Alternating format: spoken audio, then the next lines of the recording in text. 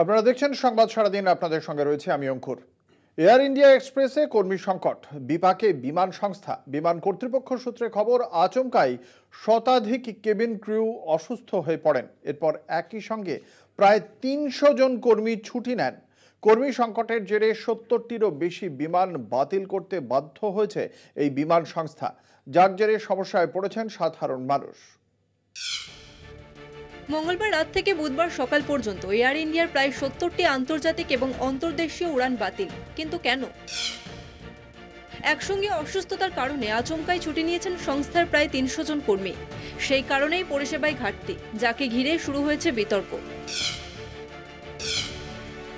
বিমান কর্তৃপক্ষ সূত্রের খবর, আচমকাই শতাধিক কেবিন ক্রু অসুস্থ হয়ে পড়েন। তাদের সঙ্গে ফোনেও যোগাযোগ করা যায়নি। বিমান বন্ধের জেরে আন্তর্জাতিক এবং অভ্যন্তরীণ বিমান পরিষেবায় ব্যাপক প্রভাব পড়েছে, যার জেরে সমস্যায় পড়েছেন সাধারণ মানুষ। Came here at 7:30 like that, but we wait for here till six more than 6 hours. But the flight was cancelled. We are inside the airport for 6 to 7 hours. Came here at 5 o'clock in the morning. Then I came to know it was cancelled.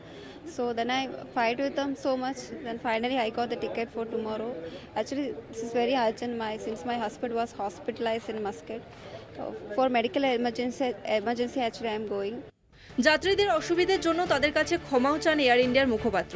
তবে সূত্রের খবর, সংস্থার নতুন নিয়োগ পদ্ধতি নিয়ে কয়েকদিন ধরেই অসন্তোষ দেখা দিয়েছে কর্মীদের মধ্যে। গত মাসেই কর্মচারীরা অভিযোগ করেছিলেন সংস্থায় চূড়ান্ত অব্যবস্থা চলছে।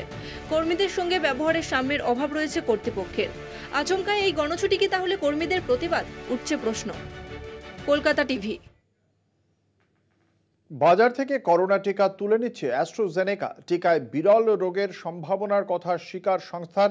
বিশ্বব্যাপী এই টিকা আর উৎপাদন বা সরবরাহ হবে না। অ্যাস্ট্রাজেনেকার আচমকা সিদ্ধান্তে শোরগোল। পার্শ্ব প্রতিক্রিয়ার স্বীকারোক্তির পর এবার আরও বড় সিদ্ধান্ত নিল কোভিশিল্ড টিকা প্রস্তুতকারী সংস্থা অ্যাস্ট্রাজেনেকা। বিশ্বব্যাপী বাজার থেকে ধাপে ধাপে তুলে নেওয়া হচ্ছে কোভিশিল্ড ভ্যাকসিন। ব্রিটেনে ৮১ জনের থ্রম্বোসিস আক্রান্ত হয়ে মৃত্যুর ঘটনা বাড়াচ্ছে আতঙ্ক, যার জেরেই এই সিদ্ধান্ত।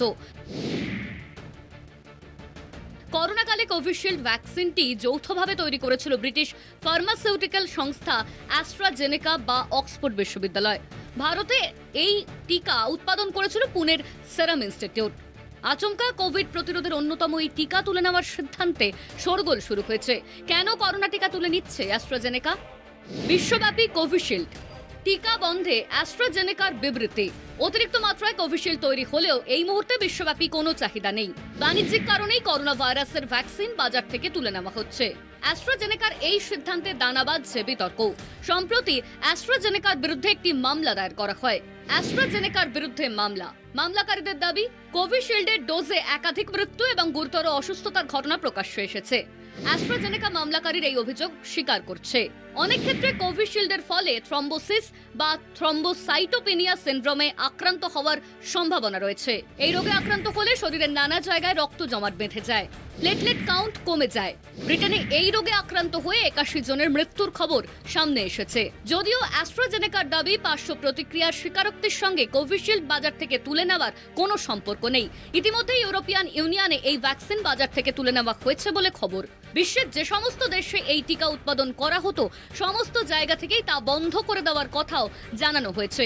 এই তালিকায় রয়েছে ভারতও। কলকাতা টিভি।